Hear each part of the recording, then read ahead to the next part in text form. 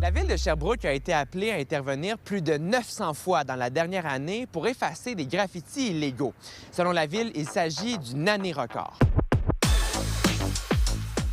Est-ce que c'est un fléau, les graffitis à Sherbrooke? C'est sûr que c'est une problématique. C'est une problématique qui est coûteuse pour la ville de Sherbrooke, pour les propriétaires de bâtiments. Les effacer, c'est commun à la plupart des grandes villes. Il y a des graffitis quasiment tous les jours. Fait on essaie de garder ça beau, propre.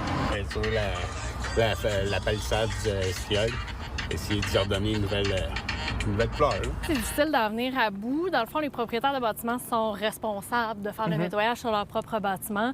Donc, si moi, j'efface chez nous, mais que mon voisin n'efface pas son graffiti, ben c'est un peu comme des pissenlits. Les graffitis vont revenir et vont s'étendre. Tandis que si on nettoie de façon constante, continue et partout idéalement là, dans un même secteur, ben là, les personnes qui font des graffitis ont moins d'intérêt. En fait, ils veulent que ça soit vu. Pour certains, ces dessins peuvent devenir un irritant. Alors, pour contrer les graffitis illégaux, la ville de Sherbrooke a ciblé des murs où les graffeurs peuvent venir pratiquer leur art librement. Donc, ces espaces-là, c'est possible d'aller faire du graffiti. Ils sont sur la carte interactive de la ville de Sherbrooke. Puis, on a aussi, pendant tout l'été, nous, un intervenant terrain. Donc, c'est un artiste muraliste de Sherbrooke qui a fait certaines murales, dont une qu'on va voir tout à l'heure. Donc, lui, il se promène sur le terrain, puis il informe les jeunes qui font, bien, je dis les jeunes, c'est pas tout le temps des jeunes, mais souvent, principalement. Donc, ils les informent des endroits où c'est possible d'aller faire légalement du graffiti. Donc, nous, on met ces murs-là à leur disposition parce qu'il y en a qui veulent pas mal faire nécessairement. C'est pas tous des contrevenants, c'est pas tous des vandales. C'est des artistes qui ont envie de s'exprimer, mais leur forme d'art se fait dehors, se fait sur des bâtiments, se fait sur du mobilier. Un autre frein pour les graffeurs, ce sont les murales. Le fait de faire une murale par un artiste professionnel, c'est généralement respecté par ses pairs. Donc, il y a quand même un respect là, qui s'installe entre les artistes, puis ça minimise là, le nombre de graffitis. Là, on arrive du parc Camiran. On se dirige vers le marché de la gare. Ici, il y a un tunnel où il y a plusieurs œuvres qui ont été faites. C'est beau. Oui, c'est ça. Donc, on a une œuvre qui est superbe ici, qui a été faite il y a quelques années. Et là, maintenant, dans le tunnel? Et dans le tunnel, bien là, on peut voir ce qui arrive quand on nettoie pas nécessairement nos graffitis. Donc, on avait une superbe murale ici. Dans la dernière année, c'est plus de 250 heures de main-d'œuvre qui ont été nécessaires pour effacer les graffitis illégaux. À Sherbrooke, Marc-Antoine Mailloux pour Nouveau Info.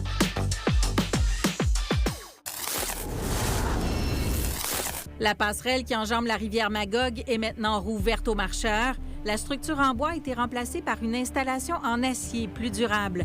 Les travaux de 2 700 000 $ ont finalement duré 3 ans, un an de plus que prévu. L'échéancier s'est étiré en raison d'un délai de fabrication et de livraison des matériaux. La police enquête sur une série de vols dans des quincailleries Canac de Sherbrooke. Un homme et une femme de 35 ans sont recherchés après avoir dérobé des batteries pour outils d'une valeur de 2 700 $. Les suspects sont entrés séparément les 25 et 27 mars dans les succursales du boulevard Bourque et de la rue Galt-Est. Ils ont caché les batteries dans des sacs avant de replacer les boîtes vides sur les tablettes. D'autres vols similaires ont été signalés dans d'autres Canacs de la province. Depuis un an aujourd'hui, les multilogements de la MRC de la Haute-Yamaska ont un bac destiné à la collecte des matières organiques. Pour vous donner une idée, en 2024, seulement 9 % de ces immeubles à Granby avaient un fameux bac brun. Ce chiffre a grimpé en 2026 à 100 %. On a eu 500 bacs bruns qui ont été livrés à Granby et puis 30 à Waterloo. Et puis c'est sûr que ça, c'était l'année dernière, mais on a eu des demandes là, au cours de l'année là, pour en avoir d'autres, parce qu'on en livrait un bac brun par immeuble pour débuter, pour voir un peu les besoins aussi de chaque immeuble.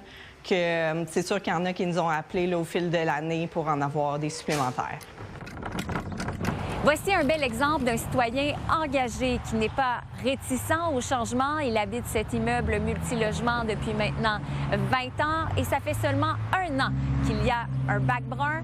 Je crois que C'est une bonne décision que la MRC a pris durant la dernière année. Au niveau des résidents ici, sûrement 80% des gens l'utilisent. Mais on voulait rejoindre les résidents, les locataires qui sont là sur place, puis pour qu'eux, ils embarquent dans le mouvement, puis ils veulent faire la collecte, que pour rejoindre ces personnes-là, on a décidé de faire une campagne publicitaire, puis on voulait la faire un petit peu plus là, humoristique. Ils se sont rencontrés le 1er mai. Et voilà, fait que ça, c'est le bac pour votre logement. Et ce fut le coup de foudre instantané.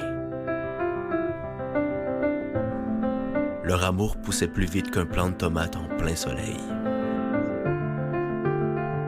C'est un peu allégé, montrer que c'est pas si compliqué, c'est facile. Bien que cette initiative ait porté fruit jusqu'à maintenant, il reste encore beaucoup de défis pour les équipes de la MRC de la Haute-Yamaska afin que ces bacs bruns soient réellement utilisés et ne servent pas seulement de décoration dans le stationnement des immeubles multilogements du territoire.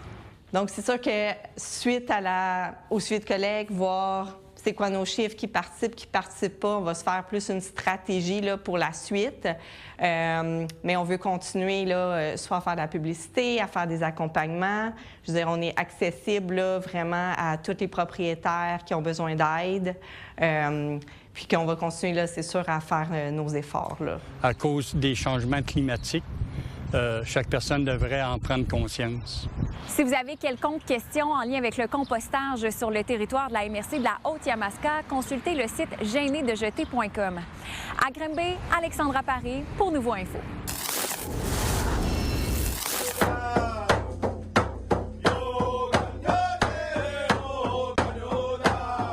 L'Université de Sherbrooke tenait une grande célébration ce mardi pour reconnaître que son établissement se situe sur le territoire ancestral de la nation Wabanaki. Ça fait longtemps qu'il y a des initiatives autochtones à l'Université de Sherbrooke. Elle est bien impliquée là, avec la semaine de la vérité et réconciliation, par exemple. Je pense qu'on était rendu là. Ça faisait un bout de temps que c'était en discussion. Pour nous, la réconciliation, c'est important. C'est un symbole aujourd'hui qu'on a. Leur drapeau va flotter à côté de celui de Sherbrooke, la province du Québec et le Canada. Bien, justement, c'est la reconnaissance pour le campus de l'Université de Sherbrooke que le territoire qui est sur le campus, c'est le territoire des Wabanaki, des territoires des Abénakis. We were always known for our great canoeing skills and our travel upon the waters. We glided through the water like the sturgeon. In our traditions, we never had a flag. And as I was saying, you know, we never actually landed somewhere and stuck a flag in the ground and said, this is our territory. We didn't have flags, but we did have symbols. So we might have stood carvings in a tree. We might have left things behind for when other people came through, they would know whose land or whose territory it was beyond. So this is what we tried to integrate into this flag. With the sturgeon, with the lynx, with the sweetgrass, you know, with the ash tree. De pouvoir voir voler leur drapeau de leur nation dans un établissement universitaire d'enseignement, quand même l'éducation n'a pas toujours été très positive pour les premiers peuples, on ne faut pas se le cacher. Donc pour eux, ils étaient vraiment honorés qu'on puisse leur faire cette proposition-là. C'est un fait, il faut simplement le reconnaître. C'était une attitude des universités. Évidemment, une jeune université comme nous a moins contribué, mais les universités qui ont 200-300 histoires y ont beaucoup contribué. Mais ça, l'état de fait passé, maintenant, on tourne la page, puis on repart d'avant et on trouve des façons de se réconcilier et de s'écouter et de profiter aussi de ces savoirs-là. Ce sont des activités, j'imagine, de réconciliation, mais est-ce que ça ouvre aussi la porte à des jeunes qui viennent de ces Premières Nations-là à venir étudier ici? Je crois que oui. De plus en plus, l'Université de Sherbrooke accueille au sein de son établissement des étudiants autochtones qui viennent de partout au Québec. Donc, je pense que c'est vraiment une preuve d'engagement. Oui, je pense que c'est des beaux gestes. Puis il y en a de plus en plus d'universités, justement, qui associent ou qui embauchent du personnel qui est dédié justement à l'accueil et à l'accompagnement des étudiants des Premières Nations. Oui.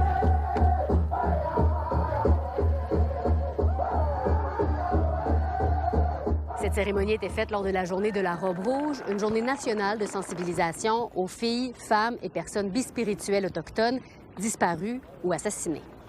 À Sherbrooke, Fanny Lachance-Paquette pour Nouveau Info.